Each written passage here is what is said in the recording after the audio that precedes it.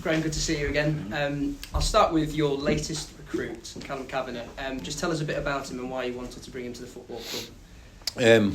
Young player that's itching to get his career up and running. Is in senior first team level. Had a little bit of exposure at Middlesbrough, a couple of loans last season and season before actually when he was younger. But he's got energy, he's got pace, he's got an eye for a goal, and we just wanted to add to our armoury up front. Excuse me. I think we have certain really strong attributes in our forward line. I think we're a little bit light on other attributes, and I think Callum helps us on that side of it, on the pace and energy. So he can play in any one of the front two positions. He's a highly ambitious guy, so we're delighted to get him. You've been very clear of late that you want to see that intensity from your players.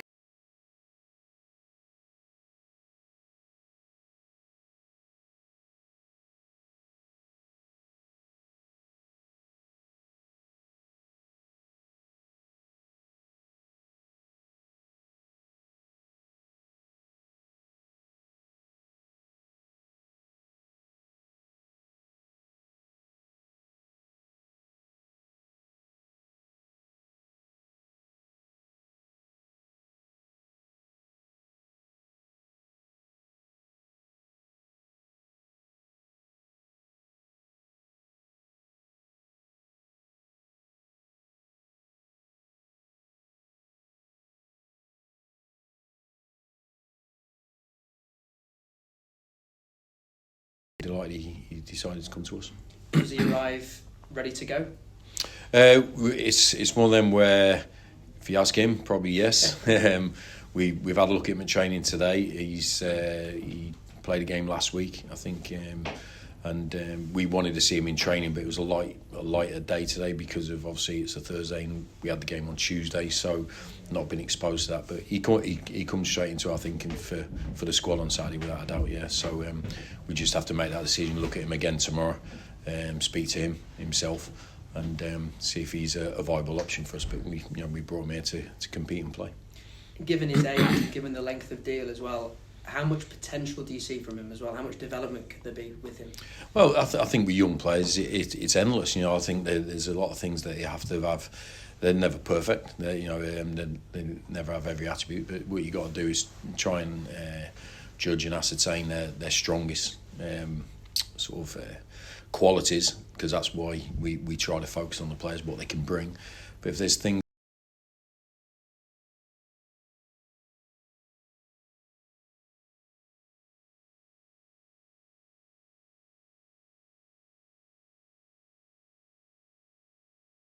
desire to improve and want to take on board the lessons that football gives you and the experience and knowledge that the coaches will try and impart on you, but ultimately it's down to the player to take it on board, put it into action, but show those times where the improvement doesn't happen straight away, but the resilience to keep going. And I think listening to Callum talk about his desire and what we see in his actions, I think he'll have a career that goes in the right way.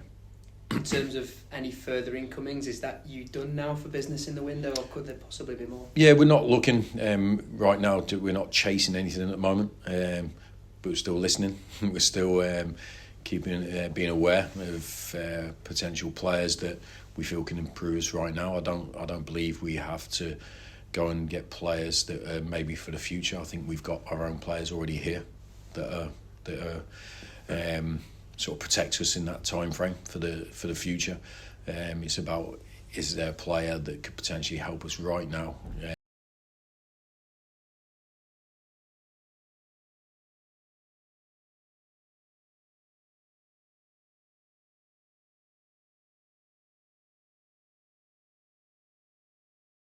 On the flip side of that, outgoings, might there be some today? Potentially. But it's really quiet at the moment. But I've been here before, with 6-7 hours to go, and then all of a sudden the phone goes mental, and you have decisions to make, and players ringing you and this, that, the other. So we're not at that situation at the moment. But I'm not going to sit here and say that's not going to be the case, because I don't know what the next few hours will bring. But like I said, if we have the squad that we have right now, then I'm happy that we've come to the end of the window stronger than when we went into it in quality rather than quantity. Can I ask you about Ryan Tulloch? I know you said this window that the likelihood is that he will leave, and he'll try and make that happen for him and yourselves as well. I mean, what if the case then that he doesn't move on and he stays with the football club? Yeah. What would then be the situation?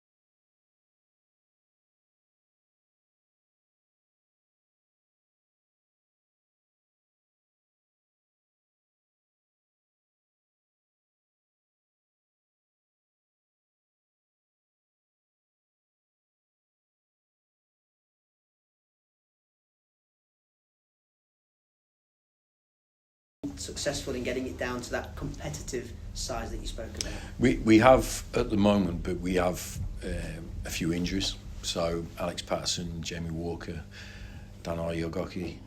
So these are guys that will come back into it when they're fit, and then it might look a little bit full. But unfortunately, that's where we are. I'm not going to trim the squad down, not knowing when these guys will be back, and leave ourselves short. So, but it was, I think, and we got to be aware that there's always going to be 2 or 3, with niggles, this, that, the other, and it might give us the chance to sort of rotate players to keep them fit all for the next 4 months. But I think we've tried to sort of move players out we didn't see taking us forward, or they saw their futures lie elsewhere. But I think everyone that we have right now is fully committed to winning games for Bradford and doing the best for the club. So that's where we are. I think we've got a good number, but it might look a little bit bigger when those boys come back. But by the time they come back, we don't know if there's any others joining them, unfortunately. Given that you've mentioned them both, just how are they progressing, Jamie and Alex, right now?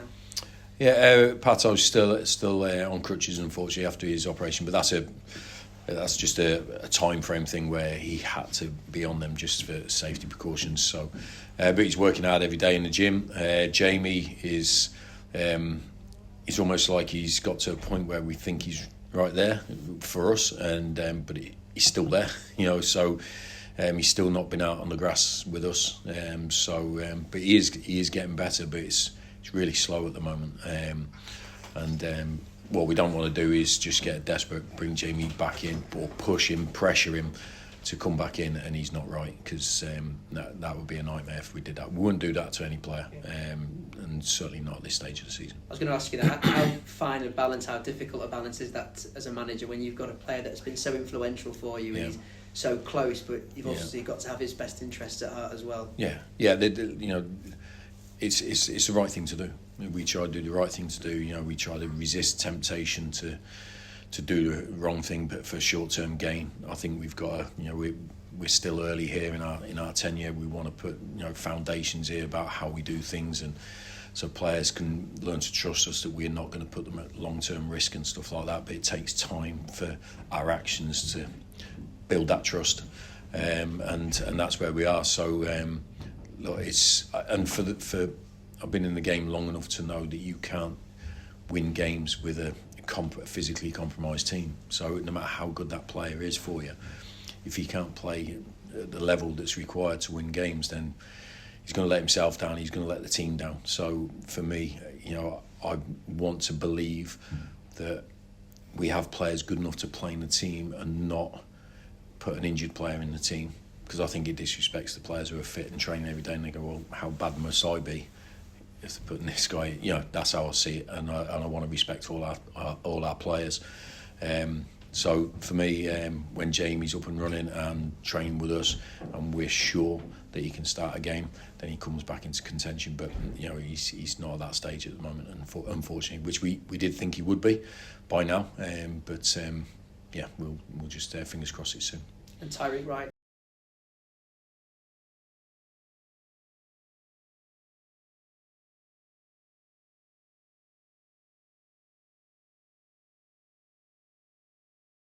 Guy in how he thinks about his body in football, and he's desperate to come out here and play. That's why he came here.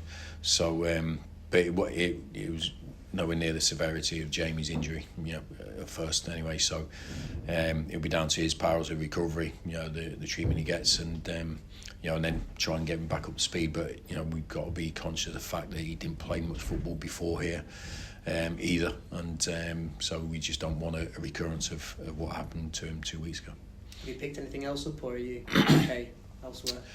No, I think everyone got through the game the other day. A few bumps and bruises. There's a couple of people sore from the other night because it was a competitive game. But no, it was. I think by the time we train tomorrow, I think all those guys will be out on the pitch, available for selection. How did you find Tuesday, watching from a different vantage point, and how do you think the team went? Yeah, it was great from both sides. Loved it. Not in the madness of the touchline. Better view for me. Just a better visual. The distances and spaces, the issues tactically that.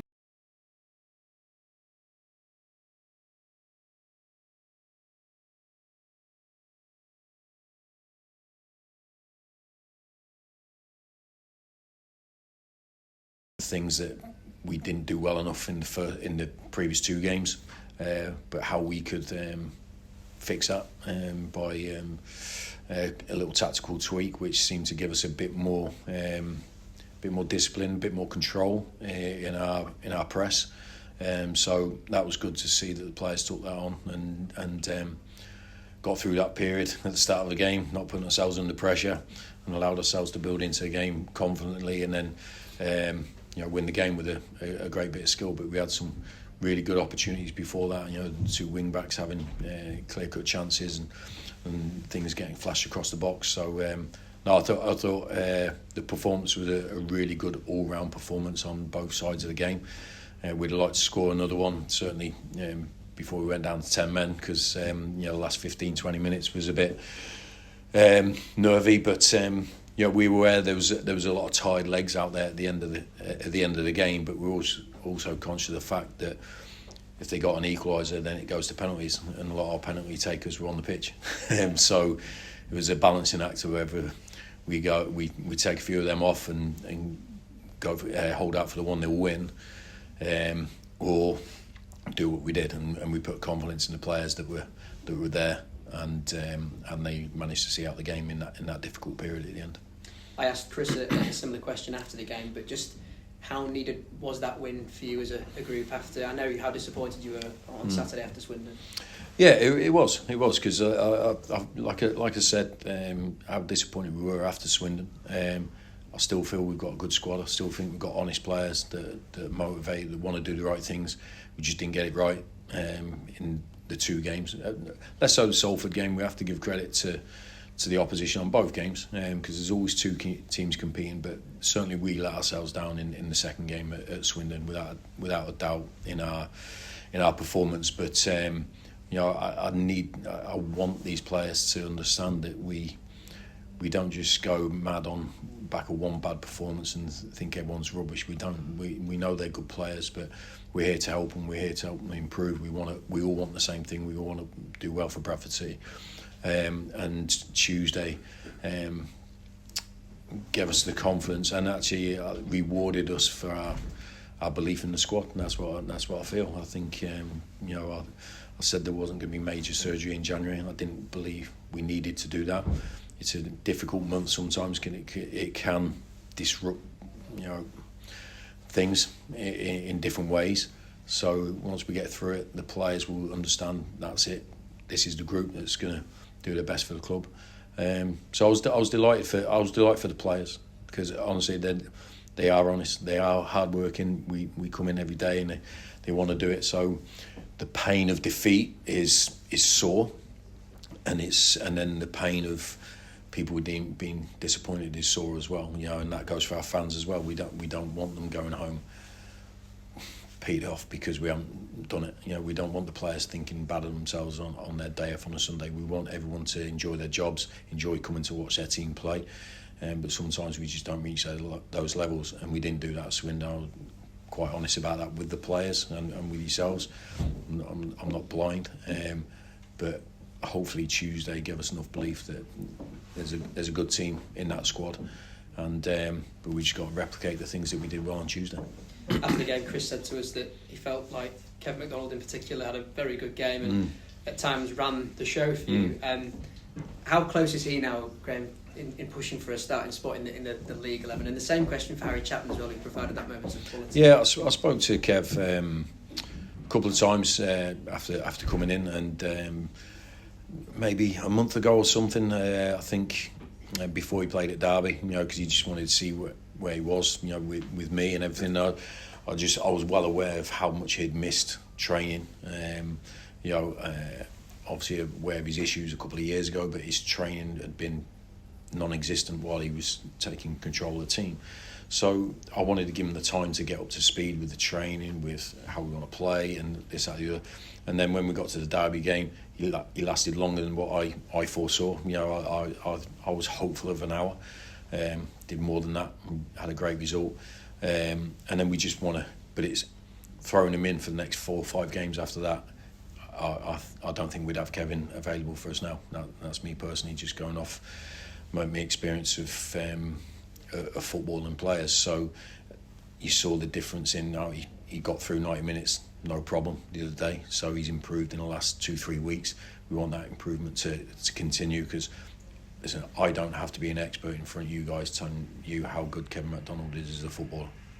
His career speaks for itself, but there's, as I said before, there's a physical element about football that it comes to us all in the end, because it wasn't my control or my vision that stopped me playing. In the end, it was my body.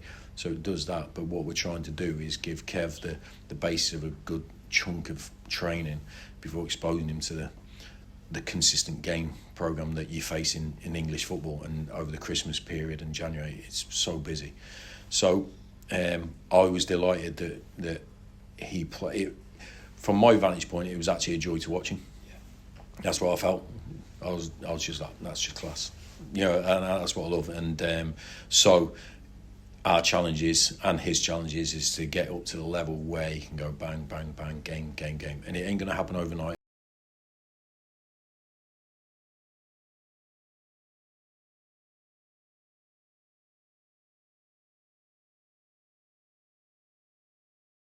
In the same situation, he's had a long injury, lack of training, this, that, the other, and I've spoken to him about it.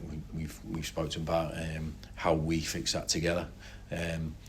because the quality was shown in his free kick. I'm well aware people. There's loads of elements to picking a team and a player, and we have to tick as many boxes as possible. But if these guys they're in their best condition they can be, then these are very valuable players for us and very creative players and good lads. They want to get better. They want to be in this team. So that's why we haven't gone and moved the quality on and brought other players in, because I believe if we can get these guys up to speed, then they'll be valuable players for this team. Thanks, Greg. Okay. Obviously, Wimbledon Saturday. Yeah. What are you expecting from that side? Well, I think they're a good team. I think speaking about them today, I think they've kept to quite a similar formation, squad list. The manager knows his players and everything like that. So they've had a couple of changes in the January window as well. So they've got quite a few qualities in their team that vary. I think it will be a tough test for us, but we have to try and follow on from Tuesday and maintain the levels that we did on the physical element, on the tactical element, and the creative side as well, because we want to score goals. And it was, I think there's a few players in our team that haven't had regular game exposure for a while. And once they get up and running, I think will be a challenge for everyone. So we'll see. For me, and if you keep asking me this question about the opponents, I'll keep saying things about I want to focus on my team and get our levels of performance as high as possible, because I think that will be a competitive level that we can go up against any team. But if we don't get to those levels, then any team can beat us. That's crucial now, isn't it? Given the position in the league, how many games are left if you want to make the playoffs? Yeah, we just have to focus on the next game. I talked to the other staff about this the other day. I think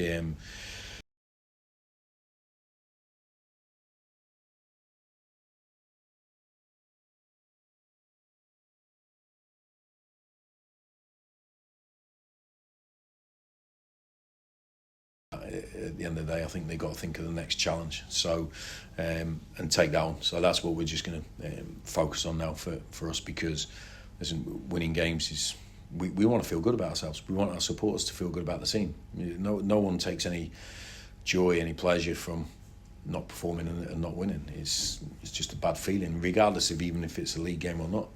You just want to go home and feel that you've done a good job, that people think you're good at your job, that people are going home with smiles on their faces.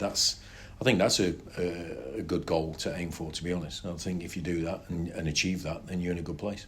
And I suppose the fans, let's say if they lose, it ruins the weekend, but for the players, it's that feeling that they haven't done a good job that carries on. Yeah, we all have an emotional attachment to our results. Whether you're a lifelong Bradford City supporter and it's in your blood, it's going to hurt you. If it's your profession, it's going to hurt you. And listen, and footballers and managers, I know by the exterior probably not, but we're emotional people.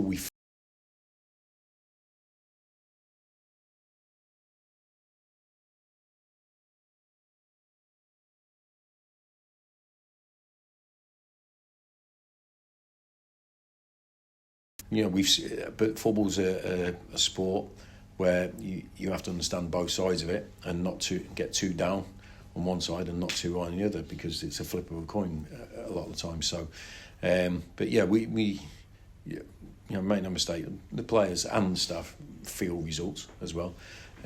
So all we can do is promise people that we'll do our best to make sure that we give everything to win a game of football. I think the majority of fans will forgive that if you don't get the result, but I don't think we did that last Saturday. So any criticism coming our way was justified. Thanks very much. Okay. You're saying, Graham, obviously you mentioned Rayhan Talak earlier. I was going to ask about Adam Wilson. I mean, he's a player that your previous manager was very keen to get in. Yes. He played a little bit and then he's not played for a long while. He was on the bench on Tuesday. I mean,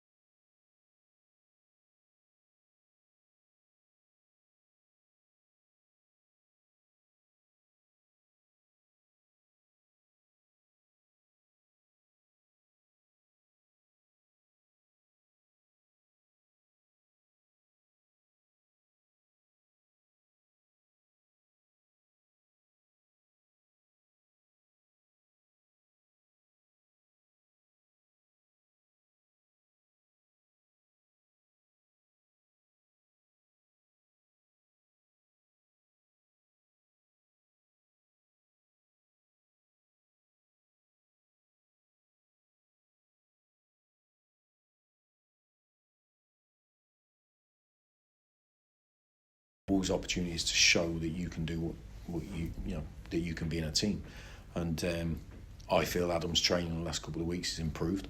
I think we have been lacking in a goal threat, and Adam has improved his goal contribution in training. So I thought it was the right time to go, okay, let's get you involved. That's no guarantee for this Saturday because the players coming back into the squad, but the opportunity is there for every player to not change my mind. I just couldn't look at 27 players in one go. So it's down to Adam really, as it is with all players. I don't write anybody off.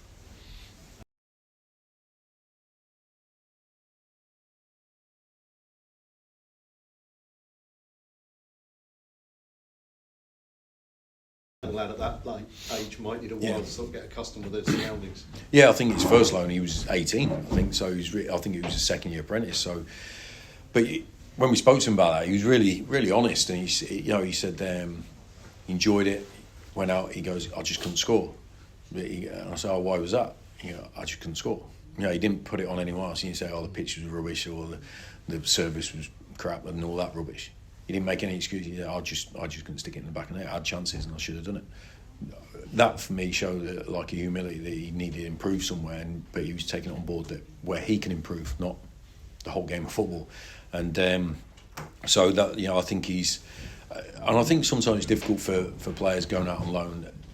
They go, do they feel real connection to that? And like long term sort of thing. So I never went on loan myself, so I can't really have empathy for that sort of thing. But I've seen it when players can't really commit all the way, and I think the positive for us is we've got him here now permanent. So this is where his future lies, and I believe players are better that way. You know what I mean? Because they can their future is linked to the club they're at, whereas a loan sometimes they're there and they know they're going back.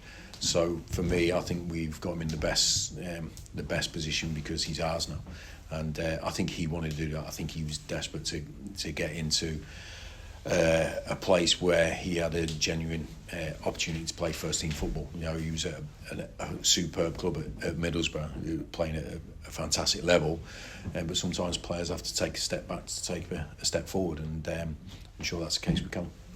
He sounds pretty ambitious and he's quite open about that, but the fact that this is probably his big opportunity now, and it because say under those loans, like his future's mapped out now for the next couple of years. Yeah, use that stage to impress. I think his previous loans would have been to come out, learn the game, do well, and show Middlesbrough he can go in their team. That's not.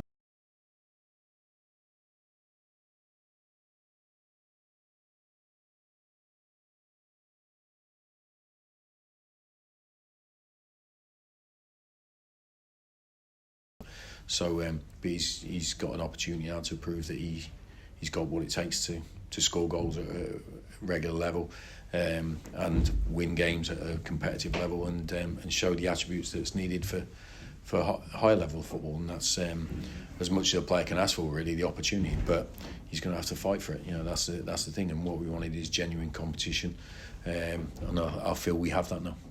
And that on the trophy, obviously the draw tomorrow night. Yeah. Yourselves and 3 League One teams. I mean, how do you sort of look at the potential opponents? Are you sort of quite happy with who's left? And yeah, here we go. Do you think they all want to play you? In terms of looking at the tables and probably thinking potentially, League 2 teams. Yeah, I think common sense would tell you that, wouldn't they? You one step away from a final at Wembley, so you want to get there. It's not about getting a big crowd or anything like that. So I think common sense would possibly.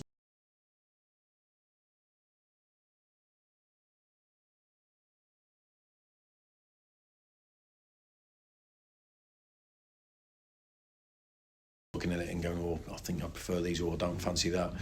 That's a terrible mindset to be in. I was going to say the Derby result probably given everyone the confidence that whoever you get, it's well, not the game. Well, it would give us belief and confidence that that we can perform at a high level, because Derby approached that in the proper way. They wanted to win that game, so we it wasn't a weakened team. We went there and beat a very good team, so that gives us confidence going into the next round. But I think I've always got an open mind. I think if you want to be successful, you've got to take on whoever's right in front of you. So whichever team gets drawn out of the hat, we'll get our best shot. But was it 3 weeks away or something? So we got some big games before that we have to focus on, because we still feel we have something to fight for in the league.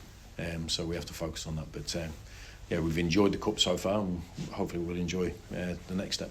It's a nice carrot for everybody in the meantime, isn't it? While you've got these big games, you've also got that one to... Yeah. And potentially what's at stake for that one.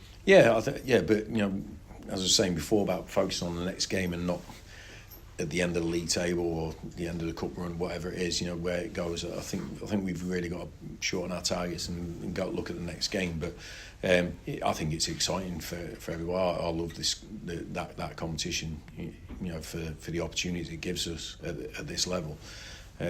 Always approached it in that way. So, but it's exciting to be winning games, to look forward to draws because you don't know who you're going to get. So there's a bit of excitement in that. I'm more excited about that than deadline day, I'll be honest.